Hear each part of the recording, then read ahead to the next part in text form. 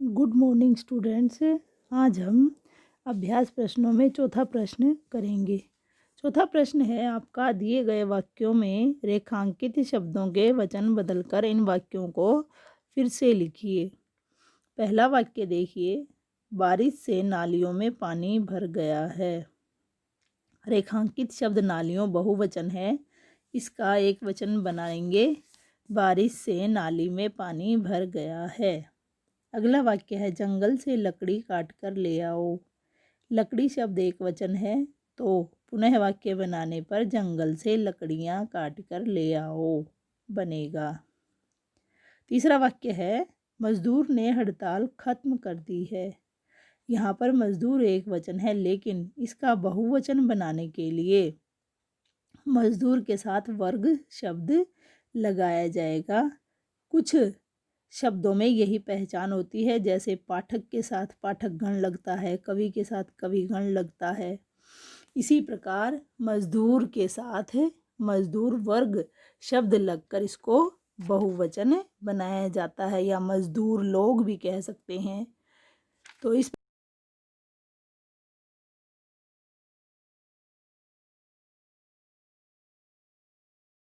ताल खत्म कर दी है। अगला है, सड़कों पर जगह जगह गड्ढे हैं। तो सड़कों यहाँ पर बहुवचन है, एक वचन बनाने पर सड़क पर जगह जगह गड्ढे हैं।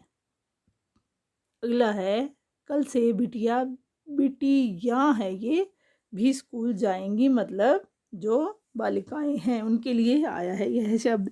इसका एक वचन बनाने के लिए आपको चंद्र बिंदु हटाना पड़ेगा, तो वाक्य बनेगा, कल से बिटिया भी स्कूल जाएगी। तो यहाँ पर एक बिटिया के लिए अर्थात एक बालिका के लिए कहा जा रहा है, और वाक्य प्रश्न के अनुसार जो दिया गया उसमें कई बालिकाओं के लिए कहा गया है। तो इस प्रकार आपका चौथा प्रश्न पूरा हो जाता है। अब अगला पांचवा प्रश्न देखिए। पांचवें प्रश्न में आपके प्रश्न अभ्यास के जो प्रश्न उत्तर दिए हुए वो हैं। तो पहला तो बिल्कुल सरल है, लेकिन फिर भी मैंने आपकी सुविधा के लिए लिख दिया है। कुछ बच्चे परेशान हो जाते हैं, इसलिए वचन के अर्थ को स्पष्ट कीजिए, अर्थात यहाँ पर वचन की परिभाषा को लिखा जाना है। तो शब्द के जिस रूप से किसी वस्तु अथवा व्यक्ति के संख्या में एक अथवा अनेक होने का बोध होता है उसे वचन कहते हैं। और कोई भी एक उदाहरण आप लिख सकते हैं।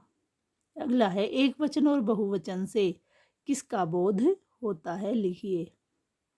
हमारे जो वचन की परिभाषा है उसमें विशेष बात यही है कि उसमें किसी वस्तु अथवा व्यक्ति की संख्या के बारे में बताना होता है। यदि एक है तो वह एक वचन, और एक से अधिक है तो वह बहुवचन होगा। तो एक वचन और बहुवचन में मुख्य रूप से संख्या का बोध होता है। तीसरा प्रश्न है, वचन की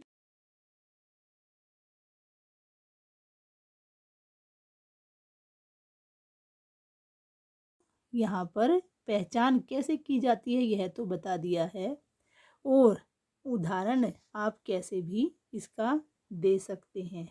तो यहाँ पर है, वाक्य में वचन की पहचान संज्ञा, सर्वनाम या क्रिया के आधार पर की जाती है। तो यहाँ पर एक वाक्य मैं आपको बताती हूँ, जैसे बंदर टोपी उठाकर पेड़ पर जा बैठा।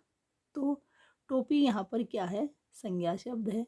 उसको बदलने के लिए आपको करना पड़ेगा, मान लीजिए हमें टोपी का ही यहाँ पर वचन बदलना है, तो बनेगा, बंदर टोपियाँ उठाकर पेड़ पर जा बैठा। तो इस प्रकार ऐसे ही शब्दों के माध्यम से इनको बदला जाता है।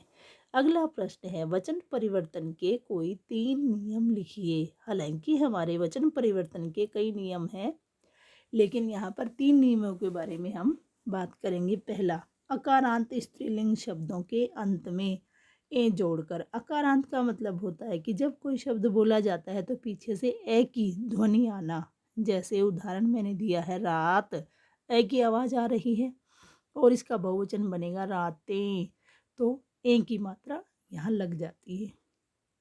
अगला है, या अंत के शब्दों में अंतिम या को या करके। या का मतलब है कि जब आप कोई शब्द बोलते हैं और उसमें पीछे या की आवाज़ आती है, जैसे चिड़िया, लुटिया, बिटिया, गुड़िया, डिबिया सब में या आ रहा है, तो यहाँ पर जो या अंतिम वर्ण है उसको या करके बहुवचन बना दिया जाता है। तो उदाहरण है बिटिया और उसका बन गया बिटियाँ। अभी अभी वाक्य भी आया था हमारा बिटिया का।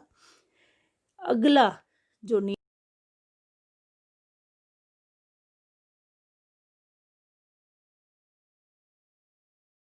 का बहुवचन वर्ग या जन जोड़कर किया जाएगा, तो ठीक उसी प्रकार पाठक एक वचन है और पाठक गण शब्द जोड़ने के बाद वह बहुवचन बन जाता है। तो इस प्रकार यहाँ पर वचन परिवर्तन के 3 नियम आपको बता दिए हैं। आज का आपका यही लिखित कार्य रहेगा, कल हम इससे आगे पढ़ेंगे। आपका दिन शुभ हो। धन्यवाद।